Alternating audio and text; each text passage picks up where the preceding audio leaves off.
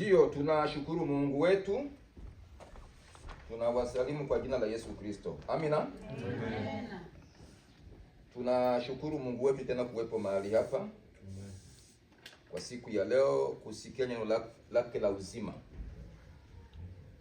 ambalo linatuandaa kurudi kwetu.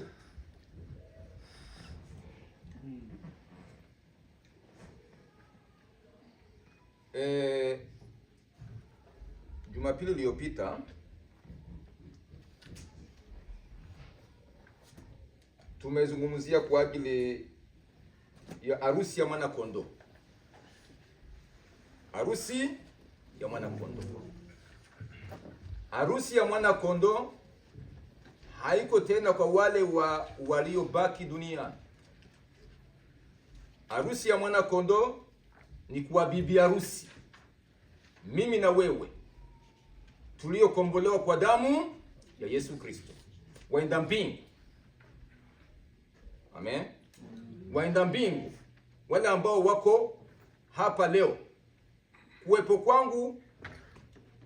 kwangu mimi, kuwepo kwako wewe duniani ikusaidie siku moja ukaishi na Mungu milele. Kuwepo kwangu na kuwepo kwako wewe ikusaidia kumtumikia Mungu. Matakwa ya Mungu, siku moja mwanadamu aishi pamoja naye milele, tukamrudilie Mungu wetu. Ndio matakwa yake Mungu, kunifanya mwanadamu, kuniumba mwanadamu. Kwa neno la Mungu, kitabu cha Mithali 16 mstari wa 4, Bwana amefanya kila kitu kwa kusudi lake. Amen. Amen. Bwana amefanya kila kitu kwa kusudi lake. Mungu hakushindwa kukufanya kuwa mti. Mungu hakushindwa kukufanya kuwa lijiwe. Mungu hakushindwa kukufanya uwe nyama ya porini. Mungu amekuumba mwanadamu. Mungu akaruhusu baba na mama kuzae, baba mama wakuzae duniani. Ndio kisi Mungu alitaka. Alikuumba mwanadamu, siku moja tena ukamrudi mahali tumetoka wapi? Kwake. Ukazihirika hapa duniani, ukaonekana mwanadamu duniani. Na matakwa tena ya Mungu, siku moja utakapotoka katika mili hii ya mauti, mili ambayo imeumbwa kwa mavumbi, ukawa chombo. Amen. Amen. Chombo cha udongo. Lakini katika chombo cha udongo mnamo Roho Mtakatifu. Roho, Bwana apewe sifa. Amen. Ambaye kwa neno la Mungu kwenye kitabu cha Wakorintho wa kwanza sura 3 mstari wa 16, mili yetu ni hekalu lake Mungu ambao mnapatikana Roho Mtakatifu. Amesema atakayeharibu hekalu lake Mungu ambao mnapatikana Roho Mtakatifu ataharibiwa na Mungu. Mungu atamharibu. Matakwa ya Mungu, siku moja ukatamalaki pamoja naye milele, ukaishi pamoja na Mungu aliyekufanya mwanadamu. Amen. Amen. Ndio matakwa ya Mungu. Na mimi kuwepo duniani siku moja nikamuone Mungu. Sitaki nionekane hapa duniani halafu niingie kwenye kilio cha milele, kudharauliwa milele, kupata aibu ya milele. Mimi ambaye nimehubiri Injili nipate aibu. Halafu wale walioniona nikihubiri Injili kesho waanze kuniambia sema na wewe umekuwa dhaifu kama sisi. Mbona unatuhubiri Injili duniani? Mbona umetuambia habari za wigi? Mbona umetuambia habari za meshi? Mbona umetuambia habari za mambo ambayo tulikuwa nayaweka kwenye mili yetu? Sasa na wewe umekuwa dhaifu kama sisi. Sitaki niambiliwe na mwanadamu niliyemhubiri duniani ya kwamba wewe nao umekuwa dhaifu kama mimi. Maana huko jehanamu watu wataambiana, umekuwa dhaifu kama mimi? Mbona unihubiri Injili duniani? Sitaki siku hiyo. Sitaki. Nataka niende mbingu. Bwana apewe sifa. Amen. Nataka siku moja niende mbingu nikamuone Mungu. Sasa kwa neno la Mungu tumezungumzia harusi ya mwana kondoo. Harusi ya mwana kondoo. fanye tena ka review kadogo tu, halafu tuingie kwenye mpinga Kristo ataanza kazi duniani. Mpinga Kristo ataanza kazi duniani. Kabla tuyaenda hapo, sasa tugusie tena kidogo tu, review kidogo ya kutuingiza hapa. Tusome kwenye kitabu cha Zaburi,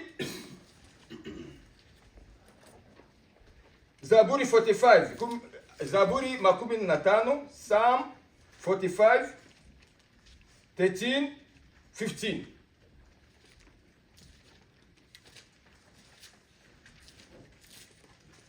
Na mwingine atayarisha Isaya 61, Isaiah 61:10 to 11. Zaburi ya 45 mstari wa 13 hadi 15. Na Isaya 61:10-11. Some haraka kwa ajili ya muda. Tunasoma Zaburi 45 na mstari wa 13 kwa jina la Yesu Kristo. Amen. Binti mfalme yumo ndani ana fahari tupu. Binti mfalme yumo ndani ana fahari tupu. Tumekuwa ndani, tumekuwa pamoja na Yesu sasa kwenye harusi ya mwana kondoo. Aha. Mavazi yake ni ya nyuzi za dhahabu. Unasikia? Nyuzi za dhahabu. Hapana dhahabu za duniani. Amen. Sio dhahabu za duniani. Ni dhahabu ya mbingu peke yake Mungu. Dhahabu ya mbinguni. Siku hiyo naitamani. Amen. Bwana kwa sifa. Amen. Siku hiyo naitamani. Twende. 14. Anapelekwa kwa mfalme juu ya falme zote. Na mavazi yaliyofumwa kwa uzuri. Wanawali wenzake wanamfuata. Pia watapelekwa kwako, mfalme wa falme. Haleluya. Amina. Amen. Wanawali wazuri wanamfuata wapi? Watapelekwa kwake, mfalme wa falme, Kristo Yesu, Bwana wa mabwana, mwana kondoo wa Mungu. Amen. Bwana apewe sifa. Amen, amen. Ambaye ametununua kwa damu yake mwenyewe. Mungu ametununua kwa damu yake mwenyewe. Neno la Mungu nasema kupitia Paulo, sema enyi wazee, jitunzeni nafsi zenu na lile kundi nalo ambalo Roho amewaweka kwa uangalizi, mpate kulitunza kanisa lake Mungu alilo linunua kwa damu yake mwenyewe. Amen. Amina. Amen. Mungu wetu ametununua kwa neno lake kwenye kitabu cha Matendo 20:28. Jitunzeni nafsi zenu na lile kundi nalo lote ambalo Roho amewaweka kwa walinzi, mpate kulitunza kanisa lake Mungu alilo linunua kwa damu yake mwenyewe. Haleluya. Amen. Tutamtumikia Mungu aliyenunua kwa damu yake mwenyewe. Mwimbaji akaimba sema nitamshukuru Mwokozi aliyeninunua kwa damu, waliohudumu kwa pendo watamuhimidi milele. Haleluya. Amen. Waliohudumu kwa pendo watamuhimidi milele. Hapana kukoma. Hakuna tena vya kuchoka. Niliona mmoja ukana anaimba, wengine wanaikaa. Duniani tunachoka, mimi nachoka. Lakini uko baba yetu hakuna mchoko. Haleluya. Amen. Mili hii ya mauti, mili ya udongo haitafika huko. Mili hii haifiki. Damu haifiki huko. Ni mili ya watakatifu. Bwana kwa sifa. Amen. Aha. Twende. Isaiah 61:10-11. Nasema Isaiah 61:10-11. Nasema hivi. Nitafurahi sana katika Bwana. Nitafurahi sana katika Bwana. Nafsi yangu itashangilia. Nafsi yangu itashangilia katika Mungu wangu. Katika Mungu wangu. Kama bwana harusi. Kama bwana harusi Ajipambavyo kwa kilemba cha maua. Ajipambavyo kwa kilemba cha maua. Na kama bibi harusi. Na kama bibi harusi ajipambavyo kwa vyombo vya dhahabu. Na kama bibi harusi ajipambavyo kwa vyombo vya dhahabu. Maana kama nchi itohavyo machipuko yake. Kama nchi itowavyo machipuko yake. Na kama bustani itoavyo vitu vilivyopandwa ndani yake. Kama bustani itowavyo vitu vilivyopandwa bustani ndani yake. Ndivyo Bwana Mungu atakavyootesha. Ndivyo Bwana Mungu atakavyootesha haki na sifa mbele ya mataifa yote. Mataifa yote yatakusanyika mbele yake Bwana Mungu. Oh, mataifa yote yatakusanyika mbele yake Bwana Mungu. Oh, waliokoka watakusanyika mbele yake Bwana Mungu. Oh, nitaimba Hosana. Tutaimba Hosana. Tutaimba Hosana. Tena kwa sauti kubwa. Haleluya. Oh, nitaimba yo, nitasifu yo, nitashangilia Haleluya. yo, nitaimba yo, nitasifu yo, nitaimba. Haleluya. Amina. Amen. Tutasifu mataifa yote huko duniani, watu wa makabila, watu wa lugha, watu wa jamaa, watu wanachukiana.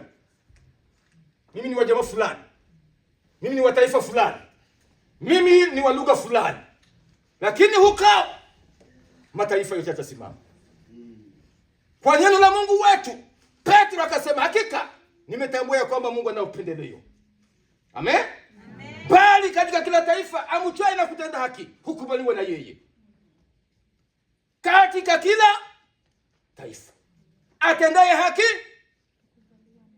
hukubaliwa na Mungu wetu. Ana upendeleo. Wao ni wa huko jamaa fulani aliye muamini tu. Amen. Aliye muamini tu. Hakuna ya ukabila huko. Hakuna vya lugha. Hakuna vya jamaa, hakuna vya rangi. Hakuna. Ndio maana amesema hapa, amemalizia ku 11 asi mataifa yote. Amen. Yatakuwa ni mataifa yote, kabila zote. Ndio itakuwa ni taifa lake moja tu, waliokombolewa kwa damu ya Yesu. Amen. Ndio maana amesema mataifa yote. Vya lugha vimetoka. Vya kabila vimetoka. Vya rangi vimetoka, lakini ni kabila. Apewe sifa Bwana. Amen. Twende sasa. Tulishakuwa wapi huko? Muda wa miaka ngapi? Miaka 7. Huku iko atuandaa baada ya miaka 7 huko, tuko huko ni miaka 7. Maana dunia miaka 7 huko kwenye kiti cha hukumu cha Kristo, baada ya kunyakuliwa kwa kanisa, kisha harusi ya mwana kondoo. Amen. Amen. Harusi ya mwana kondoo miaka 7 huko peponi iko yatuandaa kuingia kwenye mapumziko tena ya Sabato wa muda miaka 1000. Bwana apewe sifa. Unasikia hiyo raha?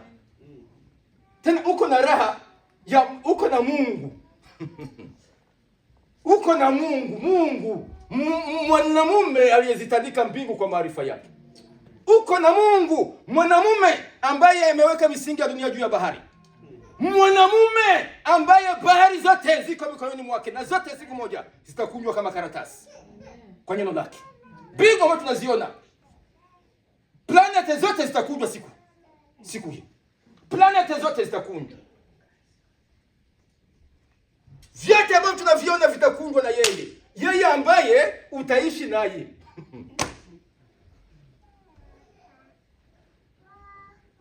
Utaishi na Mungu. Ndio maana shetani anakuweka muamani. Dhambi uko nayo, lakini akamwambia sio kitu hiyo. Sio kitu, ikala tu navyo. Mungu angalia hivyo. Tena kwa sauti nyororo anakuambia iko na kuiba polepole. Uangamie nayo. Nahitaji niishi na Mungu. Sema hivi, nahitaji niishi na Mungu. Nahitaji niishi na Mungu. Nahitaji niishi na Mungu. Milele. Amena. Amen. Kwanza na kunyakua, akuepusha na ziki yako. Tena huko na miaka 7. Baada ya miaka 7, Sabato tunaingia kwenye mapumziko ya miaka 1000. Unasikia raha?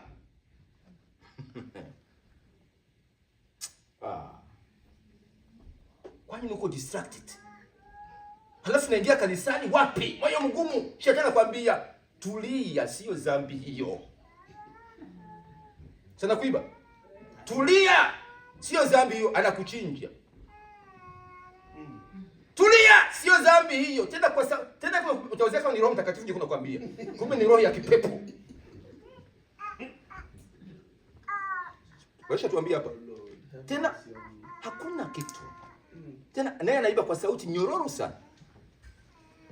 Mungu atumie sana. Amina. Sasa huko tulishaondoka, alishatutoa duniani, hatuko tena watu wa dunia. Wenyeji wetu uko mbinguni. Amen. Ndio maana neno la Mungu Wakolosai anatuambia, Wakolosai 3:1-2, aseme yafikirini yaliyo juu. Hapana yaliyo katika nchi. Tuwe na wakati wa kuwa na tafakari kwetu. Kama uko safarini, okay? Umetoka kwako umeenda kusafiri fasi fulani. Mawazo yote, hata kawe kanyumba kenya kaeleweki, kamuisonge. Simaita kamuisonge, kahit. Msonge. Ni kako tu. Kawe kadogo ni kwako. Sasa ukiona mtu anasafiri, hafikiri kwake. Ni mtumwa. Uko mtumwa. Atendaye dhambi ni mtumwa wa dhambi. Kwa mtumwa wa shetani. Sawa? Sasa aliye na akili timamu anakuwa nafikiri kwake. Na mimi ambaye niko safari, niko mtransit, niko nafikiri kwetu. Nitarudie kwetu. Nikutane na baba yangu. Amen. Amen. Ukiona wako nafikiri habari za mbinguni, ujue kama ulishakamatiwa zamani. Uliibua. Wenda mbingu wanafikiri yaliyo ya mbinguni. Na walio wa nchi wanafikiri maproje ya duniani. Habi mtoka kiemo. Ndio maana wewe haingii kanisani. Maana nafikiri proje yangu itasimama.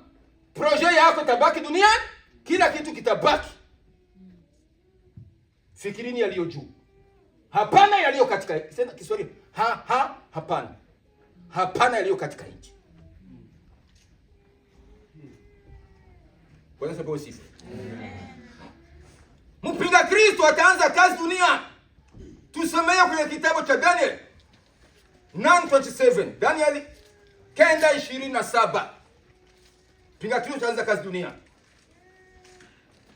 Mwingine tayarishe Daniel 11 36 37. Tutakuwa nasema kwa Kiswahili, kuna wakati tunachanganya Kiingereza na Kiswahili. Tuna Waswahili wengi humo. Waenda shuleni ni wachache sana. Na mnyewe tu mnasikia Swahili. Amen. Daniel 9:27. Muwe na kuwa haraka. Mwambie Mungu awapatie vipaji vya kusoma. Daniel 9:27. Twende. Naye atafanya agano. Sasa kanisa lilishaondolewa na wakati parapanda linalia, sawa? Maana tumeambiwa kwamba kila kitu kitakuwa wazi. Watu watakuwa wameibwa kwa neno la Mungu.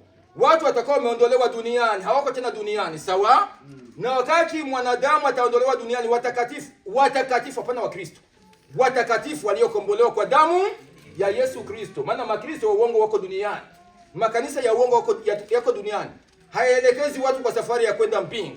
Sasa waliokombolewa kwa damu ya Yesu Kristo walishatoka duniani, wamerudi kwao. Amen. Maana tutarudia kwetu. Ndio maana niko najitoa mkazi ya Mungu sana. Ndio maana Lambera anajitoa mkazi ya Mungu sana. Ndio maana waimbaji wanajitoa mkazi ya Mungu sana. Ndio maana mama zetu wanatoka nyumbani wanakuja kusikia neno la Mungu. Ni wanajua kama wanatoka duniani wataenda kwao. Haleluya. Kwetu sio duniani, kwetu ni mbinguni. Amen. Wenyeji wetu uko mbinguni. Mahali Kristo alipo. Amen. Amen. Twende.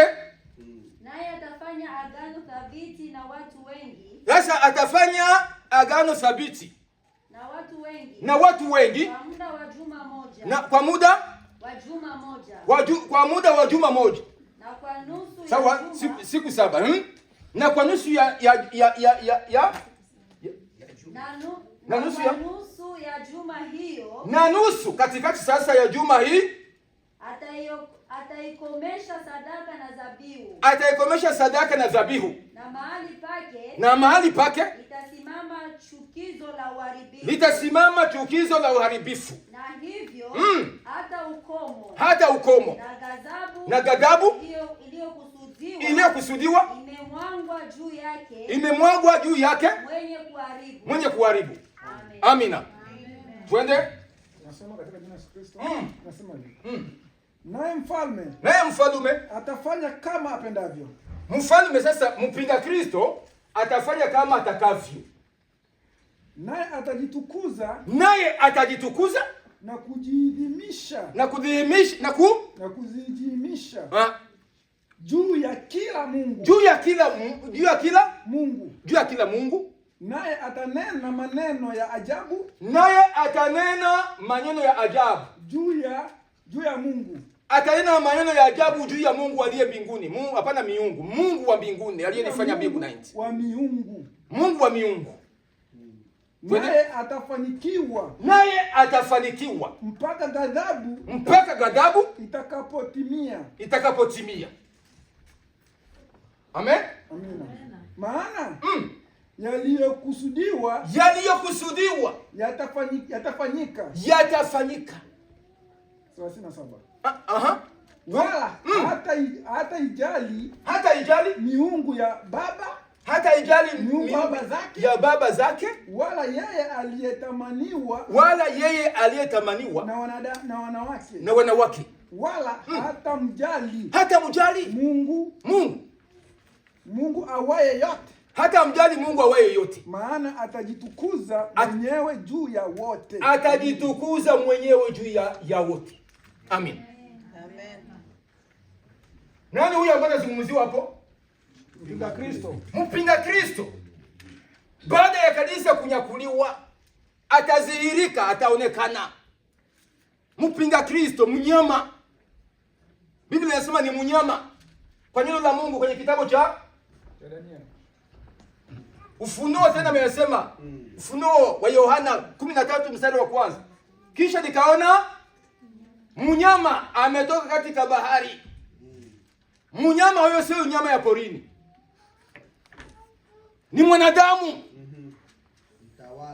Mtawala wa dunia hii ambaye atakapodhihirika mbele ya wanadamu waliomkana Mungu, wale waliobaki kanisani kwa muda wa miaka na miaka, lakini hawakutaka kuyafanya mapenzi ya Mungu. Walihubiriwa habari za dhambi lakini wakakana. Shetani akawaiba, shetani akawaingia masikioni, kana waambia hiyo sio dhambi. Tena kwa sauti nyororo, hiyo sio dhambi. Mwenye kuna kuhubiri hiyo hapana. Mungu haangalia yake hivyo. Haangalia yake mwili. Mungu anaangalia tu roho. Shetani akakuumba mwanadamu, shetani mwana hakukuumba. Mwenye mwili wake anahitaji jinsi alivyokuumba jivyo vivyo hivyo. Sasa lakini yule ambaye kazi yake huja ili aibe, amekuiba akili yote. Kama imekuiba akili yote, na uko mpinga Kristo. Maana bienyewe atakwambia juu ya Kristo utanikataa. Si ndivyo? Na uko mpinga Kristo. Na wa Kristo wanaingia kama kanisani. Wengine ukikatala bienyewe Roho Mtakatifu na kuambia uko mpinga Kristo. Anakuiba, anafanya nini? Tumemsoma kitabu cha Yohana 10:10. Anakuiba, anakuharibu, na anakuua. Ndio kazi yake hiyo. Sasa huyu mpinga Kristo, shetani ni roho. Shetani ni roho. Naye Mungu ni roho. Kwa neno lake. Amen. Yohana 24 mstari samani. Yohana 4:24. Mungu ni roho. Na wamwabudu, na wapasa wamwabudu katika roho na kweli. Sasa shetani kinyume na Mungu.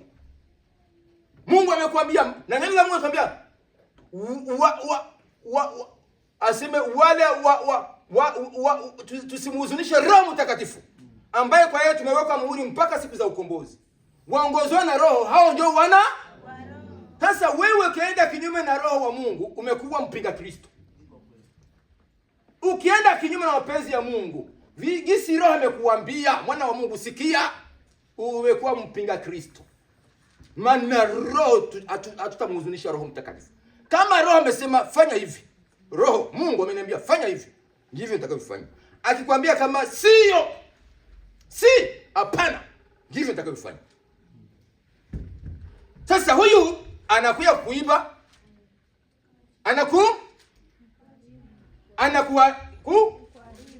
kukuharibu na kuangamiza na kukuua. Unauawa. Ndio kazi ya shetani hii. Sasa huyu mpinga Kristo ni mwanadamu atakayejitokeza duniani. Anaonekana mwanadamu lakini shetani ndani yake. 100%.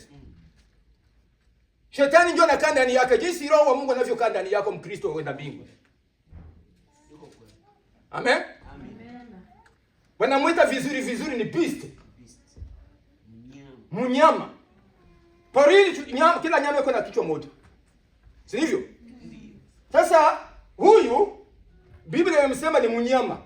Ana vichwa mbali, ana vichwa vya mingi. Sasa ndio ameitwa beast. Sana ana meno, tumemsoma hapo juzi. Ana meno. Ana nguvu. Sawa? Ana mamlaka yote. Na atakalolifanya kwa hii miaka 7. Biblia imesema hapo kwenye kitabu cha Daniel 9:27.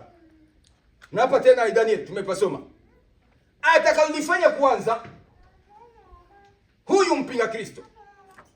Wakati wa ziki ni kuu ya miaka 7 imegawanyika kwa wazi katika sehemu mbili.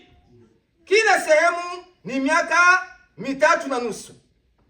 Kwa muda wa miaka 3.5, mtawala wa ulimwengu mpinga Kristo atajionyesha kama rafiki bora wa watu wa Israeli.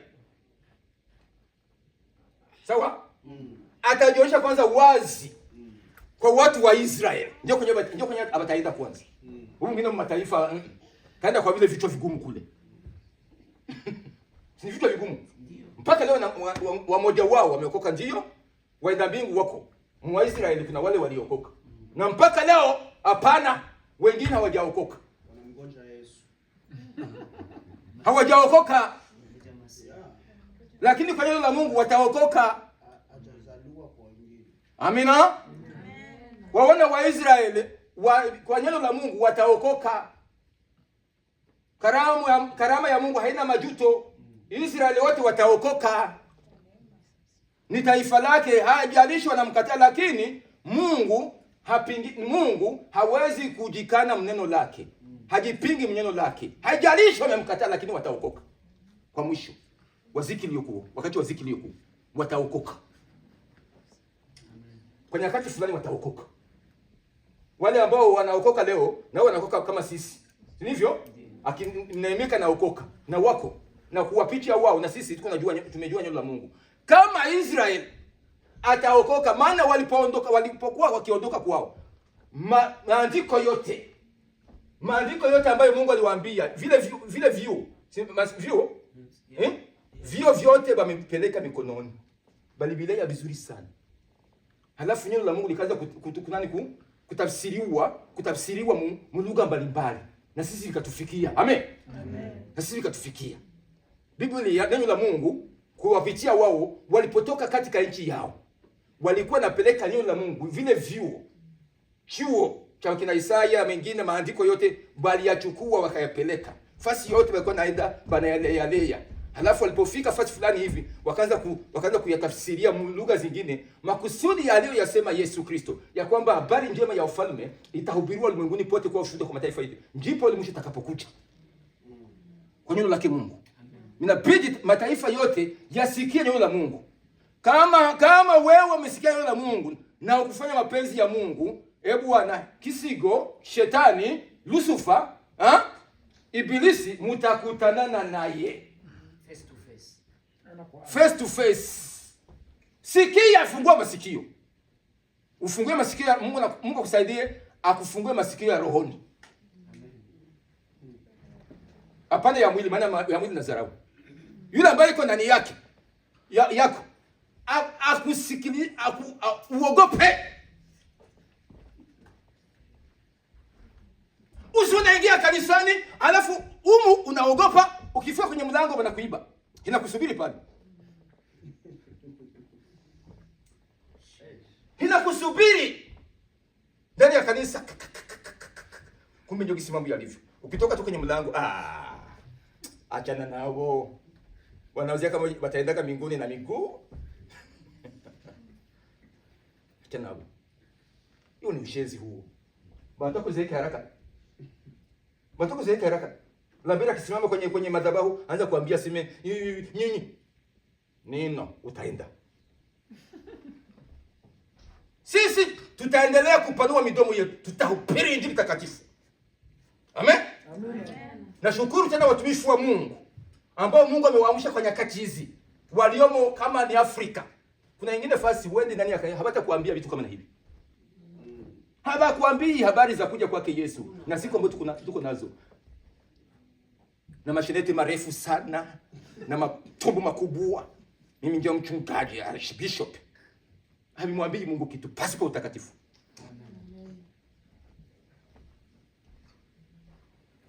Vyao habimwambii Mungu kitu. Amen. Habimwambii Mungu, habimutishi. Anathamini tu watakatifu wake waliomo duniani. Na kwa neno la Mungu, kwanza nizungumzia na ndugu yangu hapa. Mungu anaheshimu hata mauti ya wacha Mungu wake. Mauti. Vifo vya wacha Mungu wake na viheshimu. Siku moja mtumishi wa Mungu mmoja nalota mtu. Niko Malawi, niko bananipeleka Kongo, mlimwengu wa roho. Niko pale, bananiambia sema, nikasikia niko na bananiambia wewe utasimamia mazishi. Kisha niko naimba wimbo, tutaona furaha mbinguni. Mundoto ni makao ya watu waheri. Tutakuwa pamoja na Mungu na kusifu Mwokozi wetu. Tutafurahi na tutaabudu huko juu kwake Mungu. Tutafurahi na tutaabudu siku tutakapofika. Nikasikia kwenye niko ulimwengu wa roho. Mundoto jameni, Mungu anasikia. Haleluya. Nikasikia nafarijika. Amen. Ndani yangu.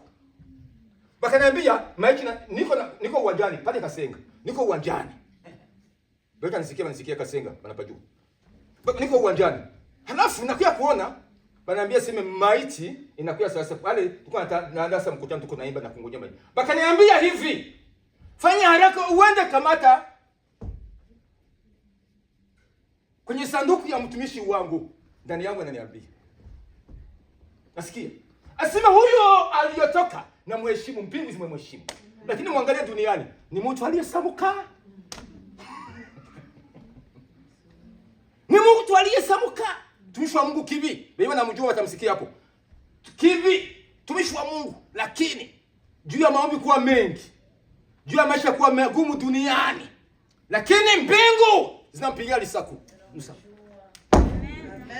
Haleluya! Mbingu zinapiga lisaku. Ndio maana mimi nahitaji siku hiyo niwe miongoni mwa wale wazee, wale wanaomzunguka Mungu, wani waulize Mungu, huyu ni nani? Haleluya! Amina. Siku hiyo naitamani. Mwambie Mungu, siku hiyo naitamani Baba. Siku natamani. Kwa sauti, siku hiyo naitamani Baba. Siku hiyo naitamani. Natamani siku moja. Natamani siku moja. Wale wa malaika. Wale wazee. 24. Na wenye uhai wane. Wenye uhai wane. Wanapouliza hawa ni wanani? Wanapouliza hawa ni wanani? Wanapouliza hawa ni wanani? Mimi niyo miongoni mwa watakaoulizwa. Haleluya. Amina. Itakuwa ni fieri. Uko nabisikia tu, itakuwa ni fieri. Itakuwa nasikia. Nani yangu? Na mimi kweli mbele za baba yangu. Hao malaika nao mzunguka. Wale wazee 4 hawajamuonaka. Wanamzunguka wakisema nastahili, hawajamuonaka. Lakini siku hiyo sisi tutamuona. Haleluya. Amen. Mpaka leo hawajamuonaka, siku hiyo sisi tutamuona. Bibi harusi wa Yesu. Haleluya. Sasa mpinga Kristo anafanya kazi. Ataonekana muda wa miaka 3.5. Watu wakuwa katika furaha na amani, katika salama. Duniani vita,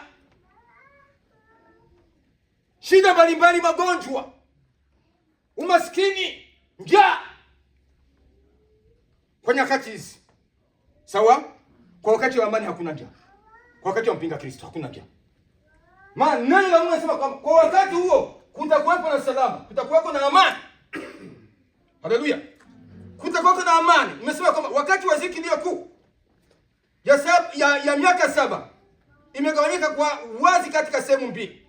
Kila sehemu ni miaka 3.5. Kwa muda wa miaka 3.5 mtawala wa ulimwengu mpinga Kristo atajionyesha kama rafiki bora wa watu wa Israeli. Taonekana kama amani. Hapa juzi hapa mzee ambaye anatuongoza hapa, Trump, alienda kwa wanani kwa wanani mwai 2015. Ameenda kwa nani, kwa huko wapi? Saudi Arabia. Katika hali ya kuwapatanisha watoto wa Ibrahim. Nimesema Saudi Arabia njo Ishmael. Israeli ndio Isaka. Ni watoto wao moja. Sema kama mpatani muendelee muungane, muwe pamoja, maana nyote mmezaliwa na baba moja. Hiyo gani ni mchakato. Hiyo gani ni mchakato. Process ambao Mungu ameruhusu tuyaone tungali duniani. Sasa huyu atakapokuja, yeye sasa dhabiti wazi. Maana kanisa lishanyakuliwa. Inabidi sasa hao waungane wao pamoja. Kabisa. Watoto wa baba moja. Na hekalu hapa litakuwa limejengwa. Mwezi miaka itakuwa imejengwa. Tumesema juzi ya kwanza inawezekana naweza biko banachochea tulijengwe. Lakini hapo itakuwa ishaisha. Maana hatafanya agano bila ile hekalu. Ndio kwa ataingia, kwenye mpinga Kristo ataingia. Mwana sikia. Chukizo la haribifu ndio litaingia pale. Liingia kwenye madhabahu. Na hivi vitu viko. Sasa kuna jambo fulani hapa muamani, kabla tuenda kwenye ziki iliyo kuu. Sawa? Wakati mpinga Kristo atakuja kugeukia Waisraeli. Maana hapa kutakuwa raha kwa watakaobaki duniani. Na watu wasiomwamini Mungu, wale wenyewe walikuwa wanaingia tu, walikuwa tu duniani, na Wakristo waliobaki, wenyewe wote mtakuwa kifuange, mtakuwa pamoja. Kama usikii utabakia. Mbinguni kunaingia watakatifu, hapana Wakristo. Ni Wakristo watakatifu waliokombolewa kwa damu na wakaongozwa na Roho Mtakatifu. Hapo mimi nitakuwa sipo kabisa. Kabisa. Wewe unasema baba, sitaki nionekane huko kwenye vita vya bashenzi. Ni vita vya bashenzi. Tuko tunacheza na Mungu, hatumsikii. Hapa kuna pigo, neno la Mungu. Kuna pigo zitatokea duniani, watu watatafuna ndimi zao. Na kwa ajili ya mateso kuwa mengi, watu watamtukana Mungu. Kiweza na Mungu wewe ataacha wafanye kazi jinsi watakavyo. Maana shetani kazi yake anararua, anaua. Hapa karibu tutaanza. Hapa. Sawa? Kuna tokeo fulani kabla ya kuingia kwenye ziki iliyo kuu. Kabla mpinga Kristo hayageukia Waisraeli. Sawa? Kutatokea vita vikubwa duniani. Ambavyo leo muda unaonekana mdogo. Ambao leo kwa macho yetu ya mimi tulishabiona. Ambao kuna mataifa makubwa ambayo kutoka kaskazini. Mainoria. Mataifa makubwa kutakuwa China ambayo ina watu wengi duniani. Sawa? Kutakuwa Russia, vita vya Gogu na Magogu. Ambavyo neno la Mungu limeandika kwenye kitabu cha Ezekiel 38. Ukianzia kwa kitabu cha 38 Ezekiel, sawa mpaka mwisho utaenda kupasoma, maana wengine wasoma Biblia. Na kitabu tena cha Ezekiel 38 kuanzia ku verse 1 mpaka mwisho. Na kuanzia 39 kuanzia ku verse ya kwanza mpaka ya mwisho utasikia jinsi vita vitatokea duniani. Hivi vita vitakuwa kabla ya vita vya Armagedonia ambavyo Yesu Kristo peke yake atakuja kuamua. Kutakuwa vingine vita ya Gogu na Magogu ambavyo itaongozwa na Russia. Sawa? Russia ni taifa kubwa la vita. Vimetabiriwa ndani ya Biblia, neno la Mungu. Vimetabiriwa. Watajichanga na mataifa mengine na leo tuko nabiona. Kama banapatanaka, kama kuna vita katika nchi fulani, banasaidiana. Banasaidiana. Huko kaskazini, Russia, North Korea, China, na ingine mataifa ya huko. Banajichanga kama kusudi wasaidie kama wanaenda kuataki nchi fulani. Mbione hapa Iran. Kwa leo. Amen. Sawa? Banasaidia. Habazi nyosha lakini kitini bako nasaidia. Wakati huyu yuko nampiga na Israeli. Na vile vita ambavyo iko Israeli ni kuchochea kuja kwake Yesu. Biko nachochea Yesu aje achukue kanisa. Kwa neno la Mungu biko nachochea Yesu aje achukue kanisa lake. Watu kufa kwa watu hamwambii Mungu kitu. Si Waisraeli walikufaka. Tutaishi duniani. Na mapagani si wote tunaingia kwenye mavumbi kabla ya Yesu achukua kanisa, tunaingia kwanza tunapitia hapa kwanza. Sawa? Waisraeli walikufa wangapi? Wakati Yerusalemu imebomolewa. Walikufa wangapi? Si ni wengi? Ichi laliua wangapi? Ichi laliua wangapi? Bako naua watu. Bia mwambi, wewe ingia ndani ya Mungu kinaga ubaga. Ukifa, ukutana na kifo, ukufe, ukaende mbingu. Amen. Bas. Utaishi duniani milele. Mungu anahitaji roho yako iishi milele. Ipumzike milele. Hiki kimwili kitakufaka tu. Ukienda kwenye makaburi ya chimbe pale utaisha kuwa mfupe shoko. Magongolo, skeleton. Hakuwa tena pale mtu ashakajiendea zamani. Ndio maana atakufa hapo na muona uko mtoto unamuona Kongo. Unamuona Burundi. Anaapia mbele zako. Fulani nilimuona mndoto, sura ya mtu. Kama amekufa katika Kristo Yesu unamuona anang'aa. Sawa? Lakini kile kimago skeleton mtu ashakajiendea zamani. Original litokaka. Amen. Amen. Amen. Sasa hivi nataka nikuambie hivi. Ya kwamba hapa vita vya Gogu na Magogu vitatokea. Tusome. Vita vya Gogu na Magogu vitatokea hapa karibu. Vita vya Gogu na Magogu vitatokea. Sawa? Wasema kwamba hapo upande wa kaskazini utatokea muda fulani baada ya kunyakuliwa kwa kanisa. Lakini kabla mpinga Kristo hajawageukia Waisraeli na kuwachukia, kuna tukio kubwa litafanyika kwa Israeli. Na hii tukio limeandaliwa na Mungu kabla ya kunyakuliwa. Amen. Sawa? Amen. Mungu ameliandaa. Hilo tukio liko maana hayo mataifa ya Mwaeno ni mataifa ambayo yamemkana Mungu. Vile vizazi vya Gogu na Magogu ni vizazi ambavyo muamini Mungu. Bachana ba muamini Mungu. Bale barasha ba muamini Mungu. Hayo mataifa yote ya muamini Mungu. Wanaabudu tu ni miungu. Sawa? Sasa Mungu atawaleta kwenye vita. Jua uwawe. Juzi nimesema kwamba vitu vingine Mungu kwa tuonyesha tungali duniani. Juu tuvione walio na hekima watambue. Mto Frati ambao ni mto Mungu ameandika kwenye kitabu cha Ufunuo mstari wa 9. Sawa? Mstari wa 10 tusome pale. Sura mstari wa 9. Ufunuo Ufunuo 9:13. Sikia gisi Biblia inasema pale. Na Ufunuo 16 mstari wa 12. Tunasoma katika jina la Yesu. Malaika wa 6. Mungu alishatuma malaika wa 6. Akapiga baragumu. Nikasikia sauti moja iliyotoka katika zile pembe za madhabahu. Ile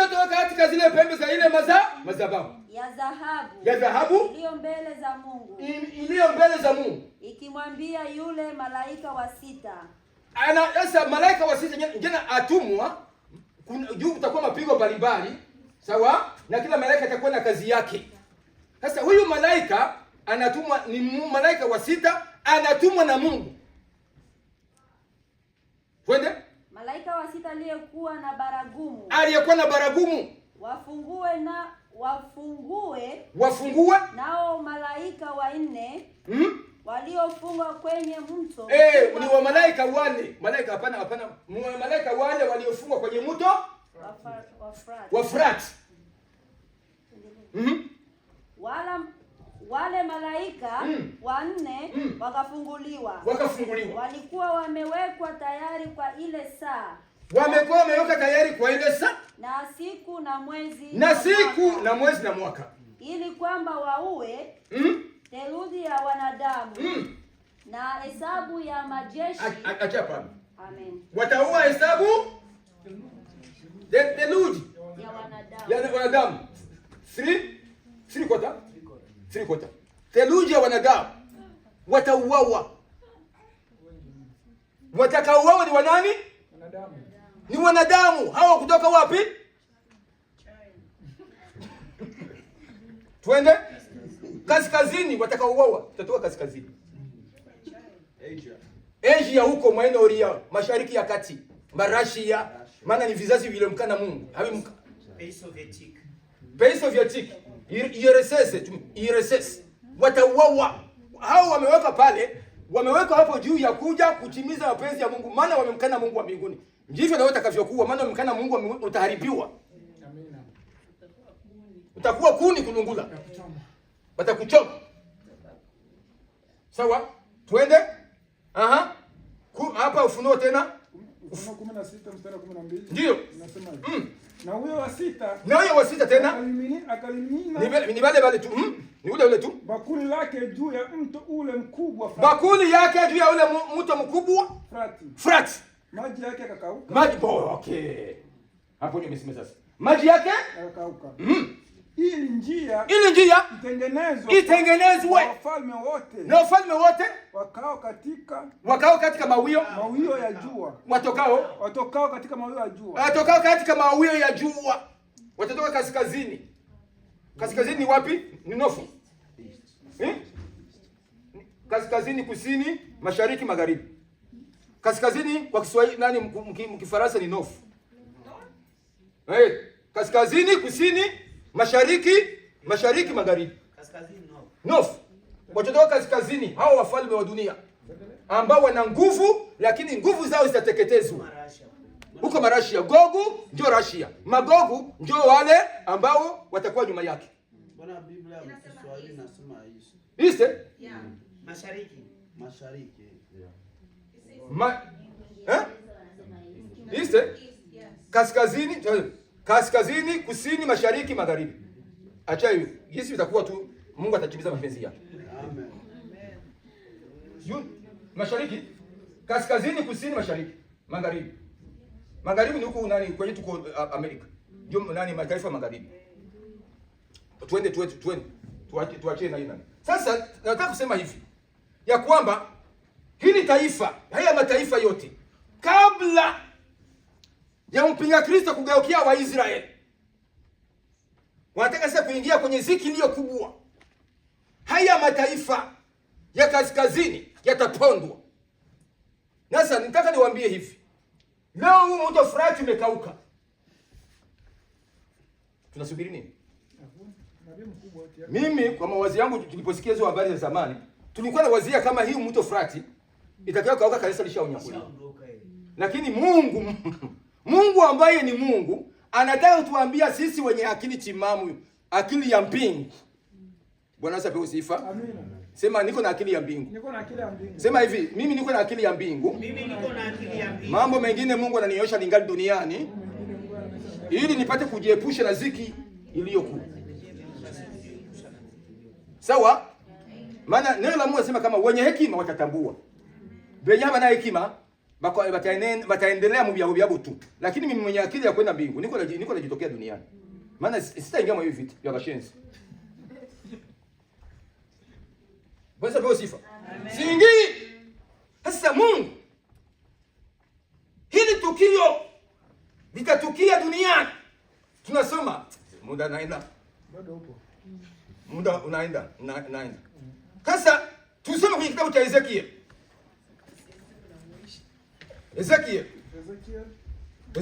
Twende. Ezekiel 38 6 hadi 10. Leo tusome Kiingereza leo. Jua muda. Yes, sir. Atusome Kiingereza leo jua muda. 6 hadi 10. Twende haraka. Ndio. Amen. Ezekiel sura 38 na sura 6. Gomeri na vikosi vyake. Nyumba ya Togarma. Pande za mwisho za kaskazini. Na vikosi vyake vyote. Naam. Watu wengi pamoja nawe. Nani sasa anaongoza Rashia? Twende. Ujiweke tayari. Mungu anamwambia ujiweke tayari. Naam. Ujiweke tayari. Anasema tena Mungu anarepeat. Naam, mjiweke tayari. Wewe na majeshi yako yote. Waliokuzunguka. Nawe uwe jemadari wao. Na baada ya siku nyingi. Utakusanywa katika miaka ya mwisho. Sasa ndio miaka tuko nayo. Nasikia katika miaka ya mwisho. Nasikia miaka ya mwisho. Twende. Utaingia nchi iliyorudishiwa. Mungu asharudishia nchi yao. Waisraeli. Twende. Hali yake ya kwanza. Nini? Hali yake ya kwanza. Baada ya kupigwa na upanga iliyokusanywa toka kabila nyingi za watu juu ya milima ya Israeli iliyokuwa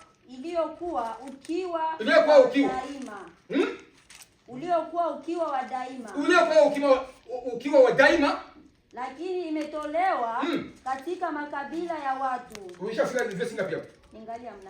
Hapana. Ungeisha hapa. Ningekuwa nakwambia umeingia mpaka ya 9. Okay, twende. Ya 9. Ndio, twende. Iliyokusanywa toka kabila nyingi za watu. Iliyokusanywa kutoka kabila nyingi za watu. Juu ya milima ya Israeli. Juu ya milima ya Israeli. Iliyokuwa ukiwa wa daima. Uliokuwa ukiwa wa daima. Lakini imetolewa katika makabila ya watu. Ndio. Nao watakaa salama salimini. Watakaa salama salimini. Wote pia. Nawe utapaa juu. Utapaa juu. Utaenda. Utakuja kama tofali. Utakuja kama tofali. Tufali ni nini? Upepo. Tufali ni upepo. Watakuja kama tufali, kama upepo. Watakuja haraka juu kupiga Israeli. Upepo mkubwa sana. Watakuja, Mungu ndio atawaleta, atawakusanya huko. Sisi Mungu wewe. Wewe kuna usikie mataifa mezako kisa bashaka bapangia. Ndio kumkana Mungu. Wewe ni kitu gani? Wewe ni kitu gani? Mimi ni kitu gani? Bale ambao wanajiita majimadari wa dunia. Leo wako wanajua mambo mengi sana kuhusu dunia. Sasa wewe uko kitu gani? Wewe Mungu amekupenda kuliko sikia hilo lake, uko na shida unafanya kiburi. Kuliko ingie ndani ya Mungu kuepusha hivi vyote usivione. Utaenda kule kibakili. Ninakuangalia. Utakuwa kama wingu. Utakuwa kama wingu kuifunika nchi. Utakuwa kama wingu kufunika nchi. Wewe na vikosi vyako vyote. Na kabila nyingi za watu pamoja nawe. Amen. Mungu atawaangamiza. Atawaleta kama tufani haraka mwende. Halafu bahari, huyo mto Frati sio bahari. Mto Frati umekauka. Unaandaa nini? Unaandaa njia. Waje wapige nani? Wapige Israeli. Sasa mtu ameshakauka. Mimi mkomozo yangu injili tunayosikia tuanze kama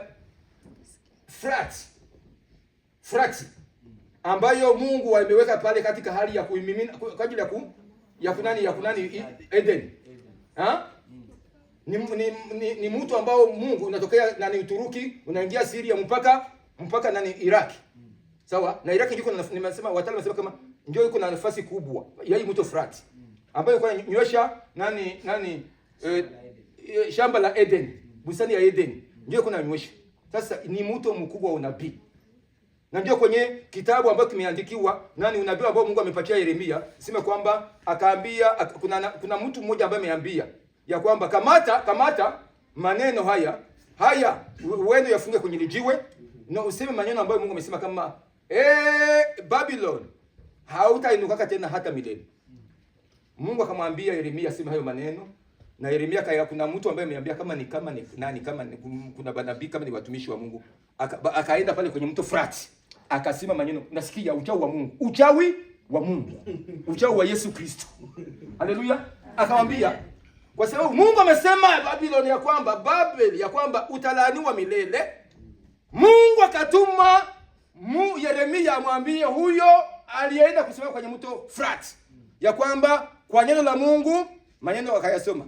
Kwa neno la Mungu ameniambia kwamba Babylon hautainuka hata milele na hakuna watu watakaokaliwa katika mji huu, umelaaniwa milele. Sasa Yeremia Mungu akamwambia hivi, utakamata hii maandiko, hii karatasi unaifungia kwenye lijiwe, alafu yatupe kwenye mto Frati.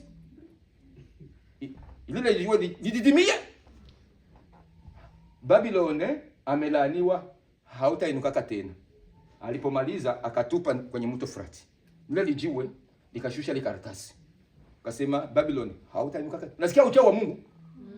Bacho mnasema kama wako bachawi. Hamna uchawi. Mchawi mkubwa ni mzee ambaye yuko mikononi mwao. Tuna jina la Yesu Kristo ndio uchawi. Hapana maparfum ya kwenda kuwasema kamata parfum na kumimina ndani ya nyumba ndio nani ndio ulinzi. Ulinzi wetu ni Yesu Kristo. Haleluya. Na ndio tutaepusha na ziki iliyoku. Bwana pewe sifa. Amen. Basi tunaenda. Sasa zinaenda. Bado. Mimi namalizia. Sasa zinaenda.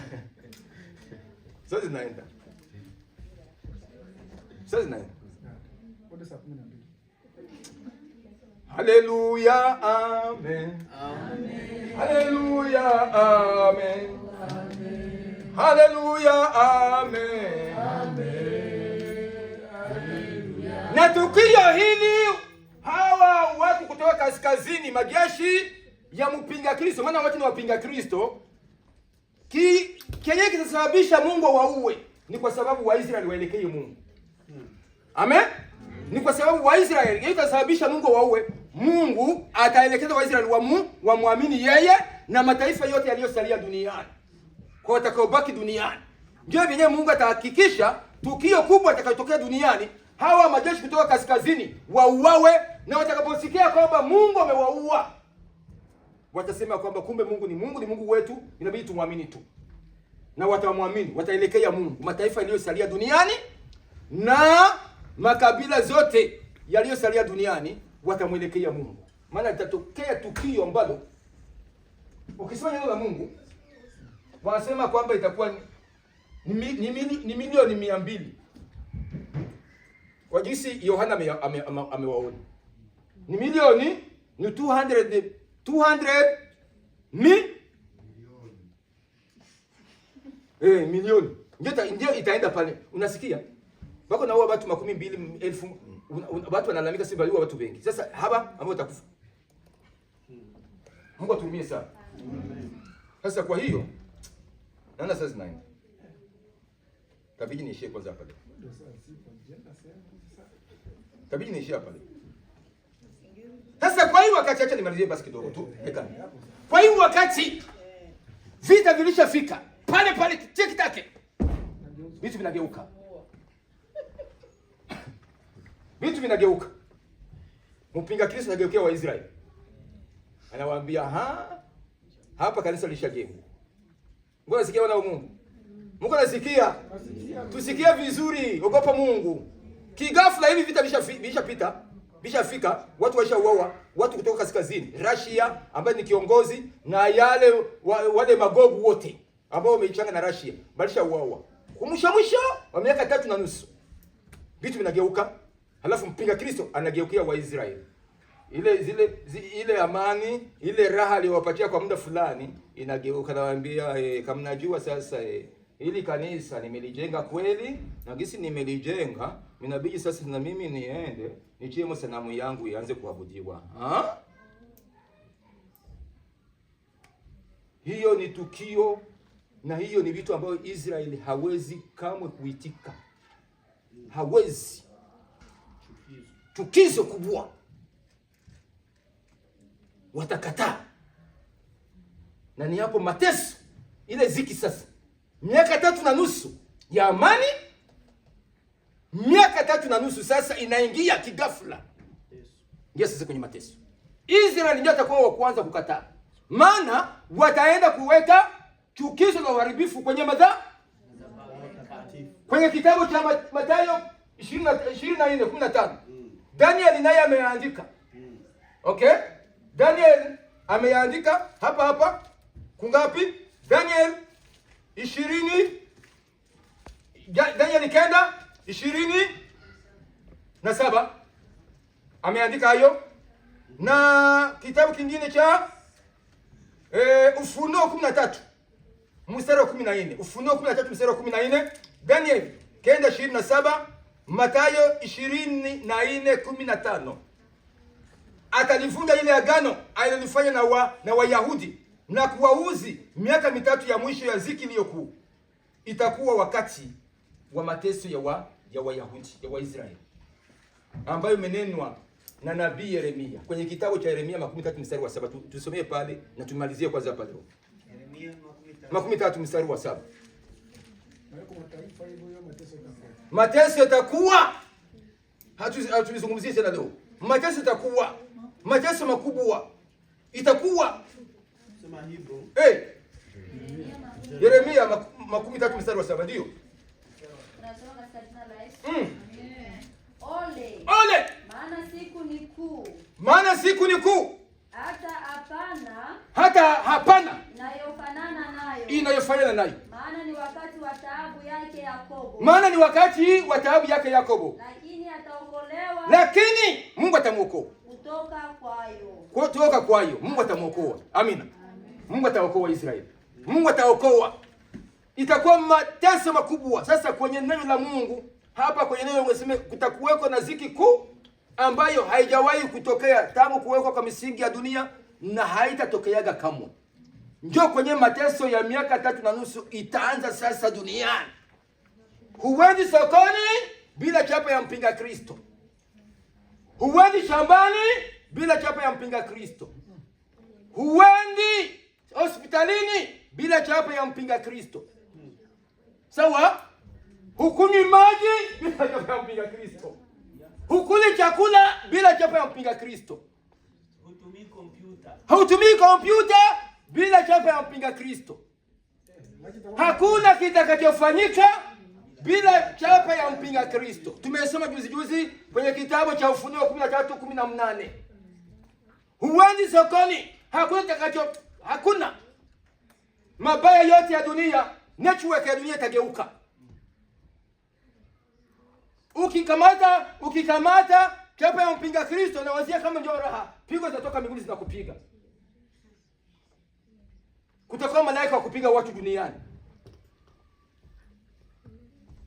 Watu kwa ajili ya mateso aseme watatafuna ndimi zao. Kwa ajili ya mateso kuwa mengi. Maana Biblia inasema kama itafika wakati kifo kinakataa. Unaenda kwenye mlima nifunike bashaka nikataza siuane. Kama utakuwa na pistole kabunduki nyumba yako, aseme niko nako naenda kuziu. Na hataenda kuuza bunduki na una chapa ya mpinga Kristo. Kila chochote kitakachofanyika, hakuna kuna chochote, hukuli chakula bila chapa ya mpinga Kristo. Chochote utakitumia ni lazima uwe na namba. Na unapochukua namba, kuisha kwako. Subiri shetani kui.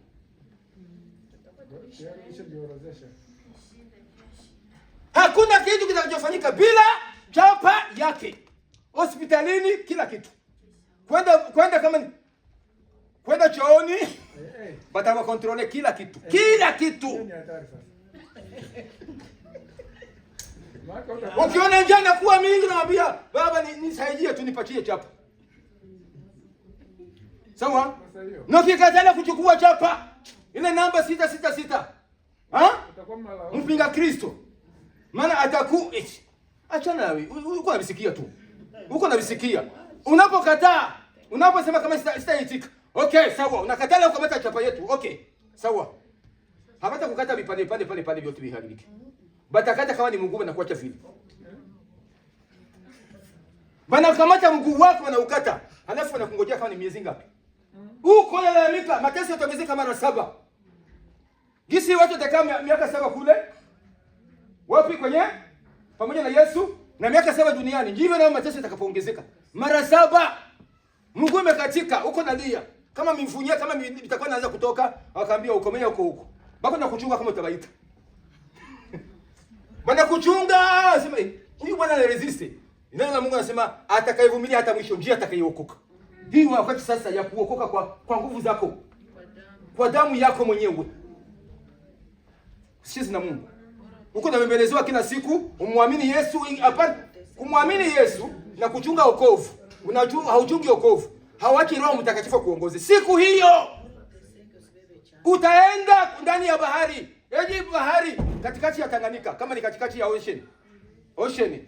Nakwambia bahari, unakwambia si uwaki tena. Sawa? Nakwambia hiyo wakati sio wakati wa kuua, bali fungiana kuua. Itakuwa ni miezi fulani. Kila kitu kitaharibika, network dunia itaharibika. Vitu vitaharibika, dunia itachanganyikiwa. Watu watamlaani Mungu, watamtukana Mungu kwa vinywa. Mungu gani huyu ambaye ametuumba? Batatukana Mungu kwa ajili ya mateso kuwa mengi. Watu watachanganyikiwa siku hiyo. Ni mambo mengi sana. Biblia imegusia, hatuyagusii leo. Maana kutakuwa malaika wa kumimina, bana kutoka mbinguni banamimina bahari na kuwa damu. Kila kitu kinaharibika. Na wakati huo tena Mungu atatuma watakatifu wale wa Israeli ambao leo kuna watu ambao wanasema walioandikwa kwenye kitabu cha uzima, wanasema kuna watu walishakaandikiwa. Mungu ameweka wazi kila mmoja atakayemwamini. Sasa kwa neno la Mungu, kwenye kitabu cha Warumi 11:26, Israeli watu wataokoka. Kuna watu watakaowekwa wa Israeli watawekwa muhuri. Na hao wa Israeli kwa wakati ya ziki ndio kuna wengine watatawanyika duniani kuhubiri Injili. Waende waambie watu msikamate namba ya mpinga Kristo. Na Mungu atawaficha. Mungu atawaficha maana watakuwa na muhuri wa Mungu. Sawa? Sicheze na Mungu. Ingia ndani ya Kristo. Kama ulikuwa unakamata vitu ya Mungu kawaida, ingia ndani ya Kristo. Kama hautasikia, ndugu yangu, lwako na kwangu. Na Mungu ndio ataacha wafanye kazi hiyo. Mwanadamu aliyemkana asikie cha mtema kuni. Yale mateso ambayo amepata msalabani Golgotha wakamtesa, ndio ataacha nawe kufikia. Ilikuwa ni uchungu. Amechukua masikitiko yetu. Lakini wewe unamkataa. Aliyekuumba. Unamkana Mungu. Sasa watu watachanganyikiwa siku hiyo. Network ya dunia itageuka. Bahari itawekwa ni damu. Kila kitu kitaharibika duniani. Hapa tuyasomi. Ningetaka niyasome lakini muda umeenda. Tungeyasoma pigo ambayo zitaonekana duniani. Hapana, itaikuwa ingine siku miezi ambayo itakuja. Mungu ataacha mwanadamu ateseke kwa ajili ya kumkana. Ogopa Mungu. Ogopa Mungu. Itakuwa ni kilio kikubwa. Itakuwa ni mateso. Itakuwa ni adhabu. Mpinga Kristo atafanya kazi. Mnyama shetani atafanya kazi ambayo itaingia ndani ya mwanadamu ili mwanadamu atumikishe mwanadamu aliyeumbwa na Mungu ili awe mnyama. Atatafuna watu, atakula watu. Kama nasikia mateso yanakuwa mengi, naambia Bwana, ye mzee, uje tuchie mguu wangu, nasikia mateso yanakuwa mengi. Atakuya, atashukuru. Yuko na watafuta na tuende pamoja. Atakuya atachia mguu wako. Atafanya miujiza na watu watawaamini. Miujiza sio kwa ya kawaida, watu watawaamini. Batachia mguu wako vile ulivyokuwa, hakuna scar, hakuna kovu. Hawamwamini? Hakuna kovu. Kila kitu kitaharibika. Akikuchia tu mguu basi anakamata namba na kuwa mwanamemba. Hautamwona tena Mungu milele. Nawaambia mbingu tunaagana wewe sasa kuonana tena. Jitahidi. Hii ni wakati wa kusikia neno la Mungu. Kama uko mahali hapa, hii mafundisho ya Ishaki. Tunaweza fanya hata miezi ngapi tunaifundisha. Tunasimamia kwanza hapa leo. Kama uko mahali hapa, njoo, inawezekana. Haujitoa mkazi ya Mungu. Hii ni wakati wa kutumikia Mungu. Tafakari na ufikiri juu ya kazi ya Mungu sana. Fikiri juu ya kazi ya Mungu sana. Usifikiri juu ya vitu ya dunia. Fikiri na kutafakari na kuwazia kazi ya Mungu sana. Ndio wakati wa kufikiria kazi ya Mungu. Hapa tumalizi. Lakini Mungu atasaidia. Tanda na gusia. Jitahidi. Ufike mahali hapa tuombe Mungu. Wako na chunga. Wako basha kuua. Mwenye anasimamisha tu. Mwansimamisha wasianze kazi. Ni kanisa, ni wewe bibi harusi. Washaka jiandaa, wako tayari. Kila kitu kiko tayari. Fanya haraka. Uje tuombe Mungu. Inawezekana umezoofika, uje tuombe Mungu. Mungu apatie nguvu, mtumikie. Mwali sio kwa ya kawaida. Uwe na wakati wa kufikiria maneno la Mungu, kazi ya Mungu duniani. Wengine wanafikiria juu ya kazi ya Mungu na wengine wanakimbia haraka juu mataifa wapokee Injili. Na Mungu amemfanya tena makusudi mwanadamu apokee Injili, apokee Yesu Kristo. Njoo, fanya haraka sana tuombe Mungu. Usiingie ndani ya Mungu, usiingie ndani ya kanisa mwali ya kawaida. Uwe uko tu wa kuingia na kutoka, msikiaji wa neno lakini hauko mtendaji. Fanya haraka tuombe Mungu, maana siku zinakuja ambazo utalaani mimba iliyokuzaa. Fanya haraka sana. Fanya haraka tuombe Mungu wetu, halafu Mungu akuponye, akuepushie ziki iliyokuu ambao wanadamu watajuta na kwa ajili ya kuzaliwa kwao. Fanya haraka tuombe Mungu, Mungu akupatie nguvu, mtumikie mwali sio kwa ya kawaida. Ufikirie kazi ya Mungu na kufikiria kwa ajili ya kurudia kwetu mbinguni. Fanya haraka sana tuombe Mungu mwana wa Mungu. Fanya haraka sana, ogopa Mungu. Fanya haraka tuombe Mungu. Usisikie haya kabisa. Ukisikia haya mbele ya mwanadamu na hata kusikilia haya, Yesu amesema, fanya haraka tuombe Mungu. Kama hujawahi kujitoa mkazi ya Mungu, jitoe. Mwai sio kwa ya kawaida. Dunia inaenda. Na kila kitu kisha kuwa tayari. Yanayosalia tu kanisa lijengwe, Kanisa lijengwe, kanisa lake Mungu lijengwe, kanisa lijengwe. Ile hekalu lijengwe wapi? Yerusalemu. Na wako process. Wako process ya kuijenga. Fanya haraka tuombe Mungu. Kama hauko na kazi ya Mungu, ujitoa mkazi ya Mungu muhalisi yako ya kawaida. Ufikirie kwa ajili ya kazi ya Mungu. Sana fikiria zaidi juu ya kazi ya Mungu. Maana siku zinakuja utaenda kulaani siku mimba ya kulia kuzaa. Utaenda kulaani. Ufanye haraka sana utengeneze maisha muhalisi wa kawaida umtumikie Mungu. Fanya haraka sana ujitoa mkazi ya Mungu. Fanya haraka. Fanya haraka tuombe Mungu. Omba Mungu na yeye. Omba Mungu, maana siku zinakuja mbaya. Fanya haraka, tengeneza maisha, usiingie ndani ya kanisa mwali hali tu ya kawaida. Uwe msikiaji wa neno lakini hautakuwa mtendaji. Fanya haraka, tengeneza maisha, fanya haraka, tengeneza maisha yako. Usije ukafa vita vya washenzi. Makapi yote kwa motoni, laana ya milele. Fanya haraka. Bali makapi yote yakatupwa motoni, Fanya haraka. Usifanye moyo wako kwa Mungu. Fanya haraka. Jipatanishe na Mungu wako.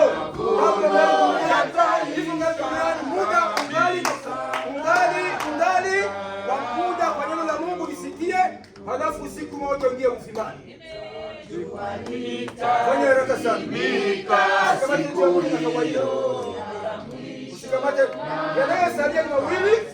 Hekalu lijengwe kinaga ubaga na unyakuo wa Yesu Kristo afike kuja kuchukua kanisa lake. Fanya haraka utengeneze maisha yako. Otherwise utakuwa umechelewa. Bali makapi yote yatatupwa motoni. Kama hakukuwa unajua mkazi ya Mungu kinaga ubaga. Kama haujua mkazi ya Mungu, kama ufikiri kwa ajili ya kazi ya Mungu, yatatupwa motoni. utapata shida katika ulimwengu. Toa mkazi ya Mungu kinaga ubaga. Makapi yote yatatupwa motoni. Itoe mkazi ya Mungu. Kama hakukuwa unajua mkazi ya Mungu kinaga ubaga. Unakamata mambo ya Mungu kama kawaida. Ndio wakati wa kuinuka na kufanya kazi ya Mungu na kuinuka kiroho. Acha Roho Mtakatifu kuongoza. Bali makapi yote yatatupwa motoni. Rafiki utakuwa wapi? Bali makapi yote yatatupwa motoni. Rafiki utakuwa wapi? Bali makapi yote yatatupwa motoni. Rafiki utakuwa wapi? Watu wote Mungu wafikapo mbinguni kukaa pamoja naye, wataimba kabisa kwa sauti ya Mungu kumshangilia Mwokozi. Watu wote wa Mungu wafikapo mbinguni kukaa pamoja naye, wataimba kabisa kwa sauti ya Mungu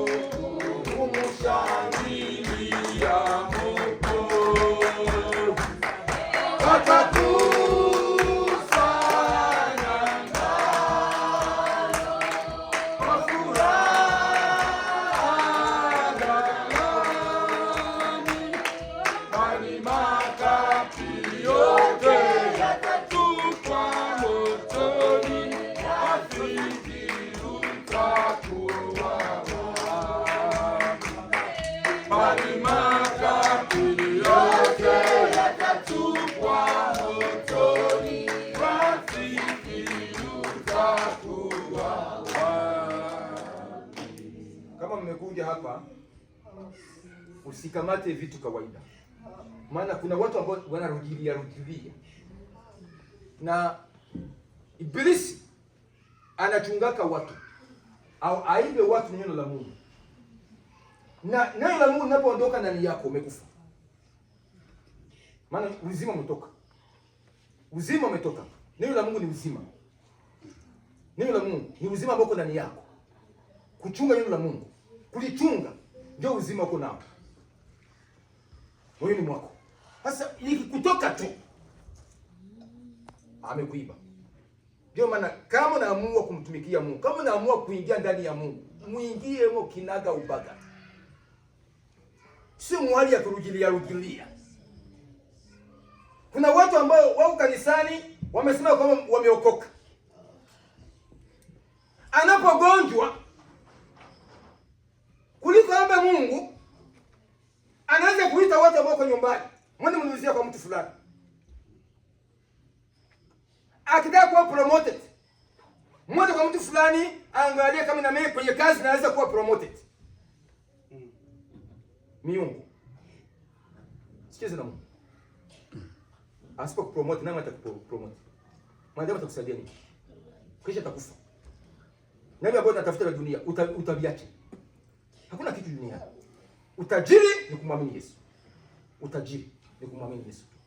Utajiri wa dunia tunaupata na tunaacha. Hakuna. Tena vitu vya dunia. Mungu atulimie sana. Achana na vitu vya dunia. Ukiwa na chakula na nguo, rizika na vitu hivi. Tumetoka tumboni mwa mama zetu hatuna kitu na tutarudi vivyo hivyo. Achana na mambo ya dunia, focus kwa ajili ya kurudia kwetu. Tukamwone Mungu aliyefanya mbingu na nchi. Mungu atuhurumie, Mungu atutakase, Mungu atuwezeshe kumtumikia mahali sio kwa kawaida. Fikiria kwa ajili ya kazi ya Mungu. Usifikirie kwa ajili ya vitu tuvibinya leo ambao tutafanya leo kesho na viache. Tuko na watu leo tu baka wanatuita sema fulani ashakufa. Fulani ashakufa, fulani ashakufa, fulani ashakufa. Kila siku tuko na tu. Tuko na video fulani ashakufa. Na hii na nituombee maana majali yako mengi. Kila wakati tuko tunapata fulani ashakufa kwa ajali. Fulani. Donc kila siku watu wanakufa kwa majali. Hamimoto sisi ambao tuko duniani ambayo pumzi haijatoka. Hamituambii kitu. Wenye akili binawambia kitu. Wasio na akili wako tu hivyo hivyo. Na Mungu atuhurumie sana. Tuombe Mungu. Mungu Baba yetu katika jina la Yesu Kristo wa Nazareti. Mungu mtukufu. Tunashukuru kwa neno lako la uzima ambalo tunapata tena ukombozi. Tunakuamini. Tunasema asante kwa ujumbe. Tunasema asante kwa neno lako. Tunasema asante kwa mapenzi yako. Asante kwa upendo wako na neema yako. Hao waliofika mahali hapo wawezeshwe kutumikia. Tunakushukuru. Wawe vyombo vyako, wakutumikie. Wanataka kwamba wakutumikie Bwana. Agano. Wasiibwe na shetani. Wafanye agano. Maana kazi yake ni agano ya milele. Kuharibu, kuangamiza na kuua. Uliyotimiza Golgotha. Bwana wanashuka. Bwana mbele zako. Saidia kijana wetu mahali hapa. Saidia Benoa, saidia Bwana wako. Saidia Bwana. Naomba uwabariki. Saidia. Watie akali timamu ya mbingu. Muingie. Asifuate namna dunia. Watumikie kwa moyo na kwa kweli. Kwa unyofu wakakase katika roho mwoshe kwa damu yako, damu ya mwana kondoo. Haleluya. Maana hawana uwezo, hawana bila wewe.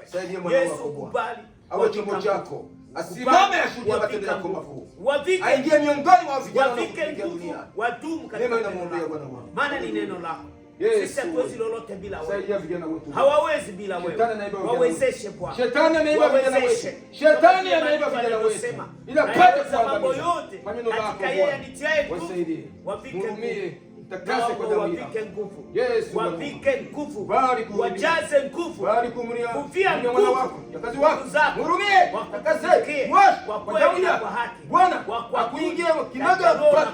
Maana mateso ya Kristo yanakuja hapa karibu.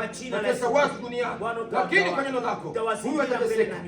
Hata ukapo mlango huu Bwana, mawazo ya akili dhamiri za Bwana ndani na neno lako. Tunakuita neno lako lifanye kazi ndani ya maisha yao. Watoto wetu waingie Bwana. Watoto wetu wakutumikie. Watoto wetu wakutumikie. Wala hautawacha. Kwa neno lako wako tatu wakasema, mimi na nyumba yangu nitakutumikia Bwana.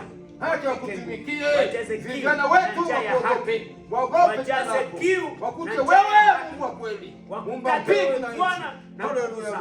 Watafute wako kila siku wako Bwana, watafakari usiku na mchana. Yesu, kwa jina la Yesu Kristo. Asante Bwana wangu, utawasaidia hewa zote na kuwafika mvuto kwa nyakati za mwisho ambazo tunaishi, kwa jina la Yesu, nyakati ambazo dalili zote zaonyesha kwamba unakuja kuchukua bibi harusi wako. Mwepushe na dhiki iliyokuu. Tunashukuru kwa sababu utatenda zaidi ya maombi kwa jina la Yesu Kristo, Bwana Mwokozi wetu. Amen. Amen. Mungu abariki sana.